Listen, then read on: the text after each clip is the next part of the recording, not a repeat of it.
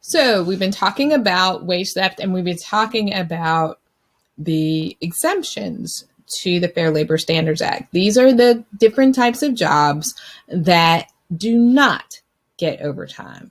And so when you're looking to figure out whether or not you have been the victim of wage theft, you have to kind of cancel yourself out. Do I qualify for the exemption for executive, administrative, outside sales, computer work? If I don't, then I should have been paid overtime. So today we're going to talk about the executive exemption. The executive exemption is the one that's the most common one that we see. It can be overused by employers, so you have to be careful. But the executive exemption is the one that most people are going to run into that are going to cause them to be exempt. So what is the executive exemption? Again, you got to make that $684 per week to be considered an executive. So if you don't make the $684, the rest of the questions don't matter. You've got to be making $684 per week.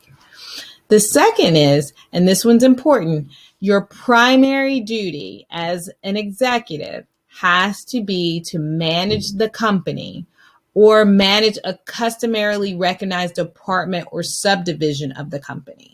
Okay, so maybe you are the supervisor over an area. You you hire and fire people.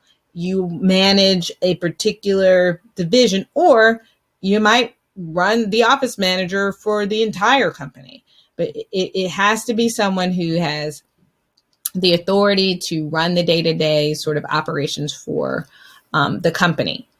Now, in order to qualify as an executive, you have to customarily and regularly direct the work at least 2 or more other full-time employees or their equivalent.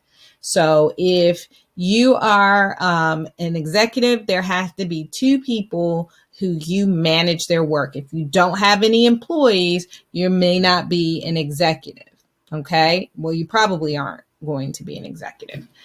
And then you have to have the authority to hire and fire those other employees, or your suggestions about who to hire or fire or promote or discipline has to be given particular weight. So if you are the person who does the first round of interviews and you talk to your boss and you tell them, hey, here's a person that I think should be hired because of X, Y, and Z, and the boss actually makes the hire, but they do it based on your thought process and your decision maker, you're probably going to be qualifying for the executive exemption.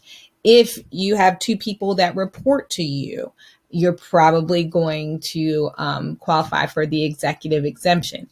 If you do not have all of those things, or if you do have that hiring, firing, and the ability to make sort of decisions to supervise other people, but you do not make $684, you will not qualify for the executive exemption and you must be paid overtime. So if you have any questions about whether your particular job duties will qualify you to be an exempt or non-exempt, you need to call our office. We'll be happy to talk to you about whether or not your circumstances make you an exempt or non-exempt and whether you've been the victim potentially of wage theft. You can call our office at 205-564-9005, or you can also check us out on the web at kyrafontenot.com.